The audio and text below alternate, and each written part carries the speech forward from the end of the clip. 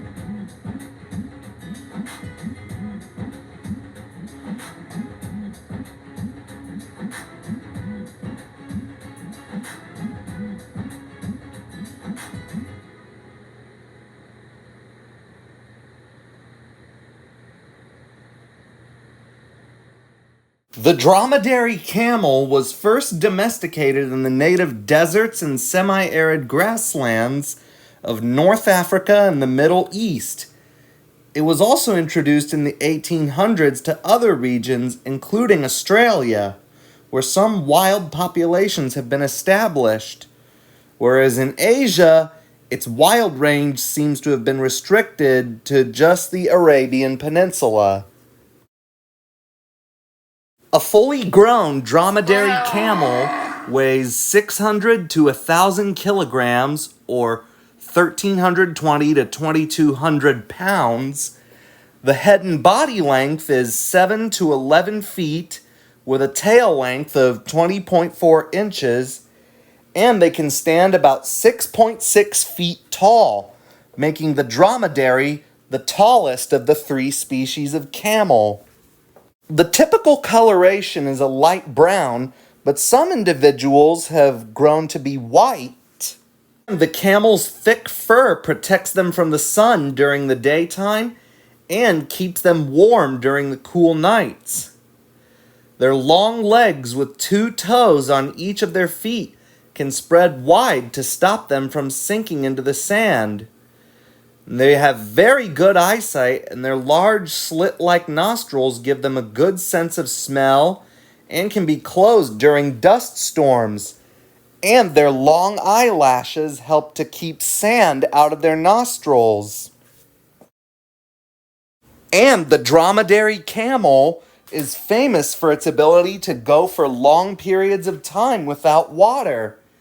It gets some of its fluid intake from the vegetation that it eats, but It's able to hold in water so well because it doesn't sweat very easily, and they simply let their body temperatures rise with the air. But contrary to popular belief, a camel's hump actually holds fat, not water. In fact, dromedaries can survive for over a week without water and can survive for several months without 40.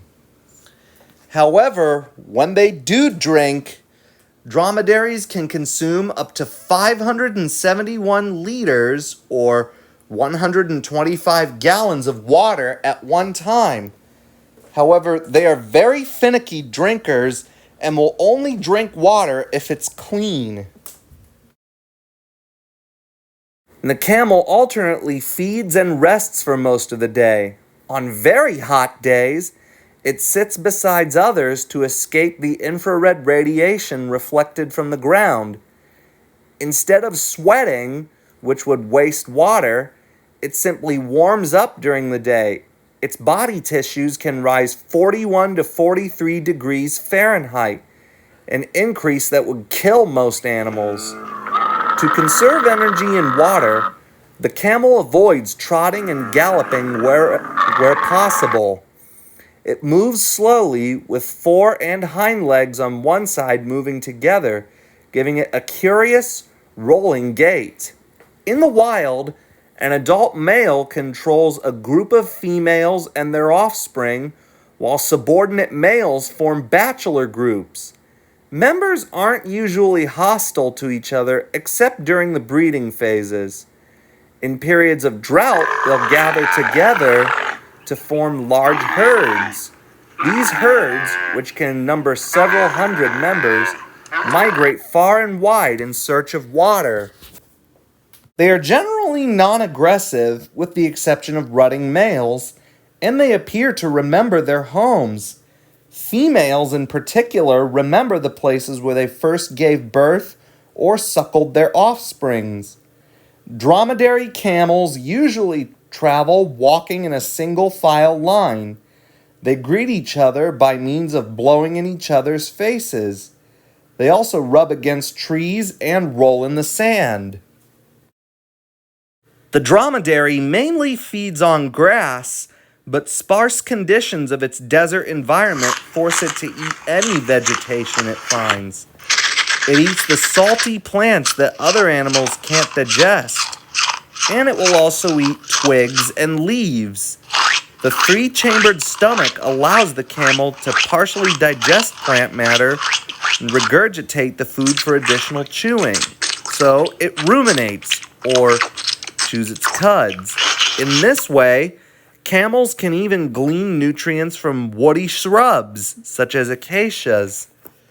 When food is abundant, the camel feeds avidly, converting food to body fat, which of course is stored in the hump, allowing the camel to forego feeding for long periods of time. The dromedary's breeding season is usually from November to March.